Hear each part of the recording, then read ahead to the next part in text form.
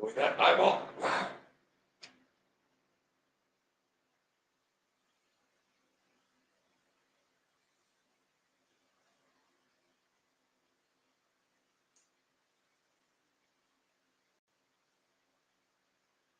Hello, everyone gathered here today. I wanted to start today's episode of Dualistic Unity Raw with just a moment of silence and recognition. I'd like us all to just breathe in for a moment and exhale slowly and recognize that nothing we thought about within that moment was as real as the breath we took. That actually happened. You took a breath. None of the story about yourself while it happened is reality.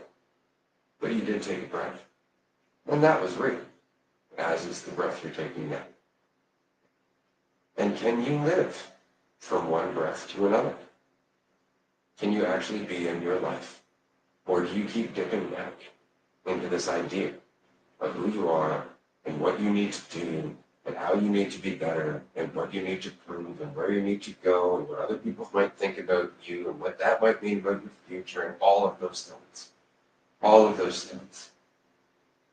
Or can you accept that the way you feel as you take this breath is just the way you feel?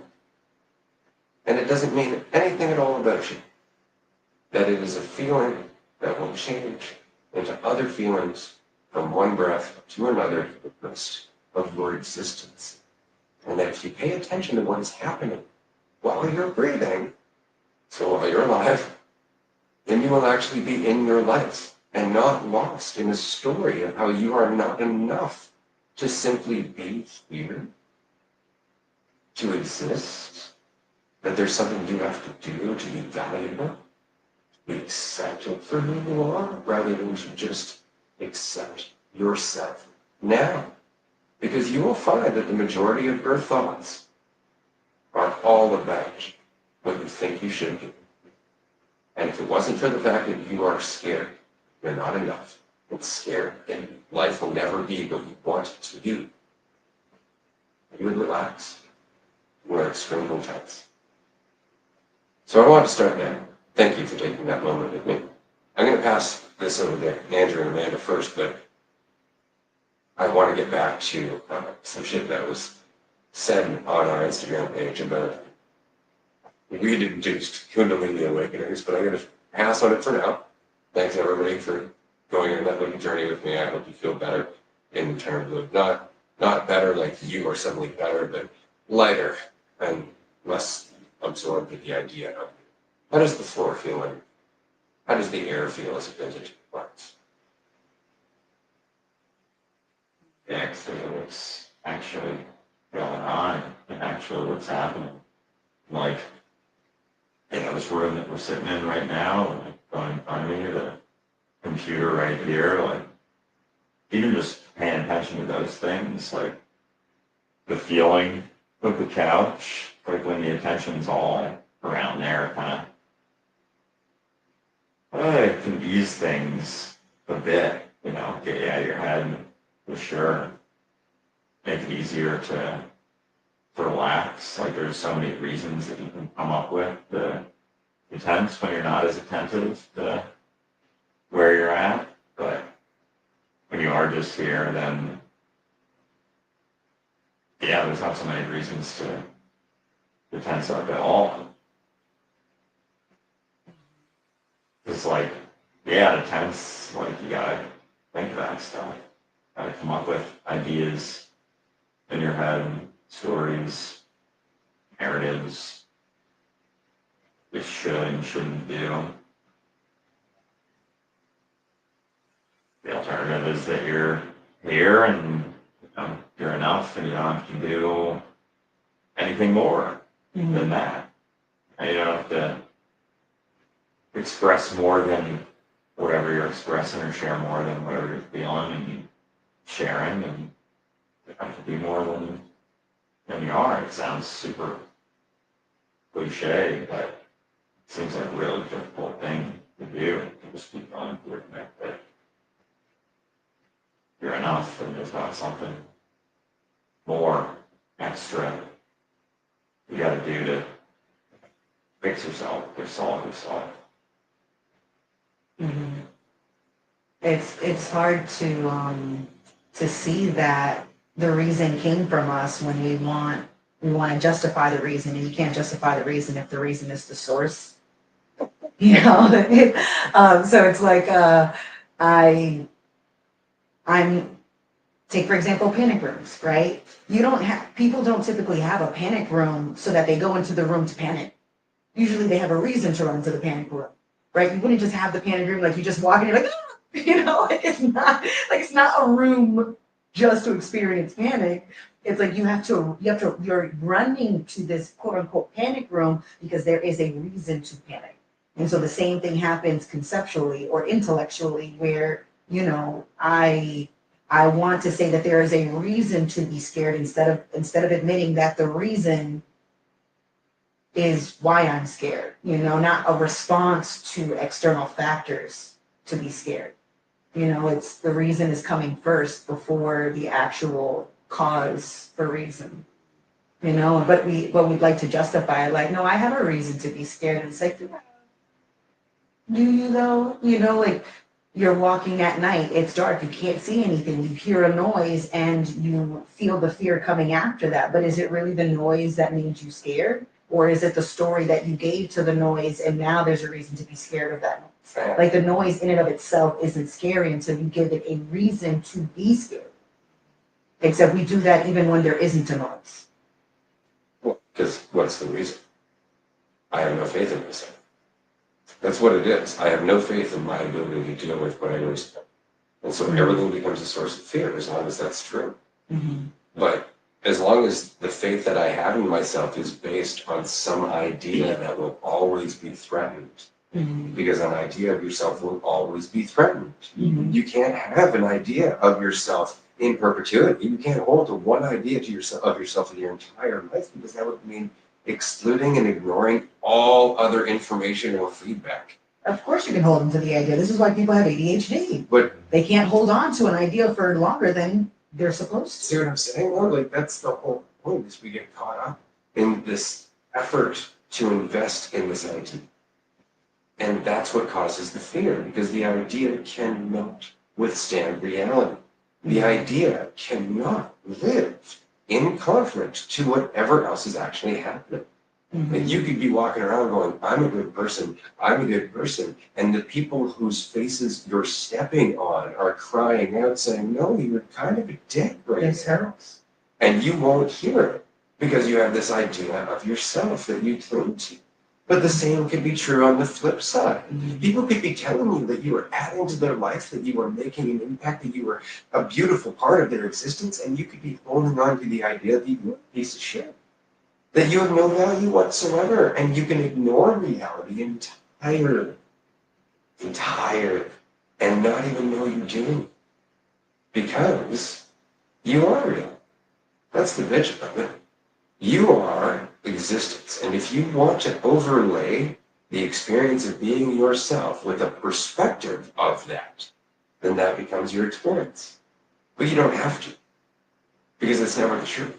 Mm-hmm. It's never what it is. It's always just you settling on a certain amount of assumptions, a certain amount of information, and always cherry picking. You're always blocking out other things. Like, I cannot tell you how many life coaching sessions I've had with people, or one-on-ones, where they're telling me like, oh, I can't do this, like, I'm not ready for this job, or I'm not ready for this life change, I can't do any of these things, I always fail, I always, run away. And then I'll start asking them questions, and there are quite obviously things that they have faced, there are quite obviously things that they're working on right now that they changed from earlier, that they just aren't looking at. They're not looking at all these changes because they still have this idea of themselves. Mm-hmm. And that's something I used to face with Kung Fu students as well.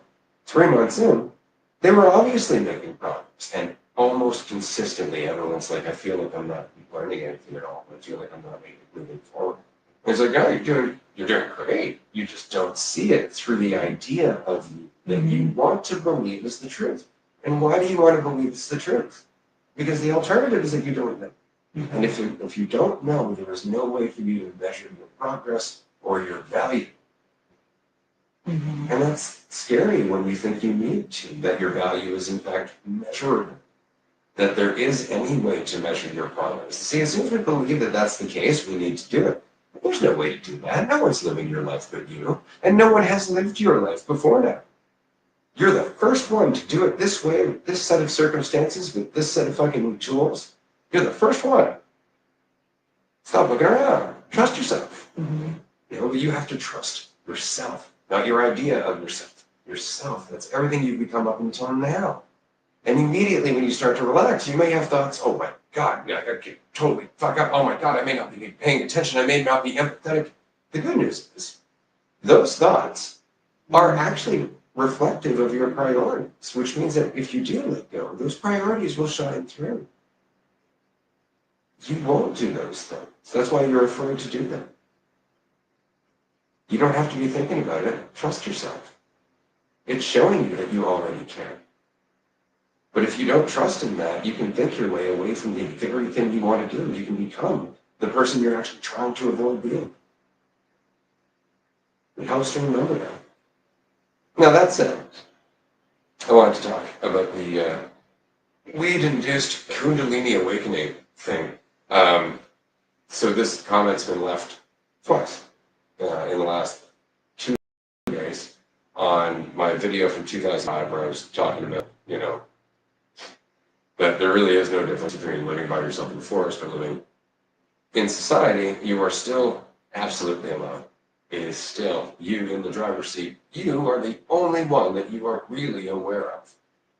All you're aware of is your assumptions about everyone else. You say, that's the bitch. Outside of the moments you're spending with people, you really don't know anyone. Right? And so there's a lot there about how we are the whole and we're not what we think we are, and so on and so forth. And of course, somebody responded, yep, I had this experience once when I smoked weed, and it awakened my Kundalini, and I saw different dimensions and shit. Mm-hmm. Oh, yeah.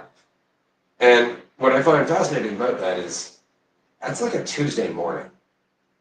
You know, like that's not really anything. That's really just not holding on to this narrow-minded perspective of reality. And so I find it funny when they're like, it's a weed-induced, you know, Kundalini thing, because all of a sudden they went and looked up something spiritual and profound. They're like, yeah, Kundalini awakening. That sounds right. It's got the word awakening.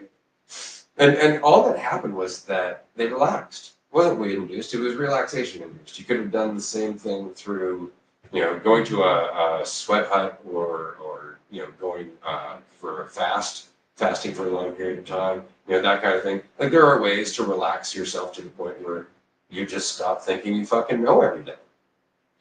And that's really what it is. Like you just got high and went, oh my God, there's a whole bunch of shit in my head that I've never looked at. There's like a whole bunch, and suddenly I'm not so certain that it's not just my imagination. Suddenly I'm seeing these other things that are deeper and more profound and symbolic. Therefore, I have awakened. I've seen the other side. I've seen dimensions and shit. It's like, no, you're not even back to where you were when you were 5. Like, you're not even close to as adept as you were at actually living in your imagination when you were a kid. You know, you just stopped being such an uptight asshole for like an hour. You know, that's pretty much it. And then it panicked you and you decided to make it about you. That's the funniest part about it. It's like, oh, I don't know everything. This is mystical. Oh my God, I'm awesome. And the circle is complete. Suddenly you're right back to being an uptight asshole and all of that goes away. But don't worry, because you experienced it once. At one time, waking up, got kind of just relaxed. I was talking to someone recently about was how sometimes I'll like lose my train of thought or get kind of distracted from things. And they're like, hey, you make a lot of videos about, you know, like looking, not focusing on yourself, your idea of yourself, and looking past that. And it kind of seems like we do that a lot. And like, I feel like like just interacting with people in conversation, it's like looking past yourself and paying attention to what everyone else is doing. And it's like, yeah, no, you're kind of not wrong. I think there's been a couple of times where I'm feeling more relaxed and like, feel like everything drops away, but it's just being relaxed. Yeah. Like a lot of people are doing that all the time. It's not like necessarily some big overarching like the Kundalini awakening sort of thing. And I do understand the side where it's like your mind can be more of a prison and you focus on structures, all of that, and there's like a different, I don't know, maybe different experience there, but it's like, yeah, no, I'll look at it. Pretty often. It's like a couple, but I guess that's whatever. It's not working for different ways. Yeah. Well, we don't know what we're working through. I think that's the thing, is that once you're aware of what it is you're working through, it's kind of bittersweet. Like, I really mean this. Like, there is a reason that we keep wanting to go into thought, and we don't like the way it sounds, and so we kind of run away from the reason. We don't word it that way. We don't look at it that way. But what it is because thought gives us a sense of control. See, that's what it is. See, if you were to have a conversation with somebody, let's just say, and through that conversation, you're not really paying attention, let's just say, and so you leave the conversation, then afterwards you're thinking about it, you're trying to come up with what you did wrong, and what you might say later, and how they possibly perceived you, and all of that. None of that happened. See, that's the funniest part. None of that happened whatsoever. You don't know what that person thinks. You don't know you said anything wrong. You don't know it should have went differently, and you don't know how it's going to play out. That's the reality. But you want to think about it because it gives you some sense that you fucking know. You want to think about it because it gives you some sense of control. You want to think about it because then it can only be this spectrum of things that you're thinking about. Like, there's so much that goes into the reality of what we're invested in with thought. It's a sense of control and security, and that is why we don't want to let it go. That is why we hold on to it. That is why we blindly defend it, and why we reach for it every time we're afraid, every time we're scared, every time we're tense. Where do you go? Thought. Mm-hmm. Why? Because it gives you some idea that you can resolve something that's going to get you out of that tension. You don't realize thought and tension are synonymous. They go together. Okay? It's a reflex. You're literally reaching for something out of fear. It's like you're drowning in thought. Thought that wouldn't exist if you weren't drowning. Because you're not, but the perspective of drowning exists, and so the thought fills in the fucking water for you. Yeah, and like when it feels like that, the thoughts, they'll validate anything, and then it just, you kind of dig in deeper and deeper and deeper, and it's like and I think that's when it becomes like afraid of even saying something, because you just dig in so far. Anyway. Oh.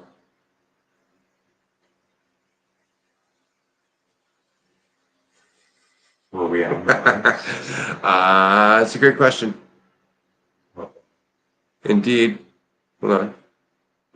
No, our mini diffuse is not working at the moment. It is not plugged in. We are through the real. Oh, man. We are using. We've been using the computer mic. Yep. Sorry about that. No, all is well, everyone. So glad that you could join us for this conversation up until this point. We will try and address this and come back to you shortly, hopefully. If not, we will be on Zoom, on Patreon, in about an hour. So we appreciate. I got clear as I got closer. I know it's because I'm up to the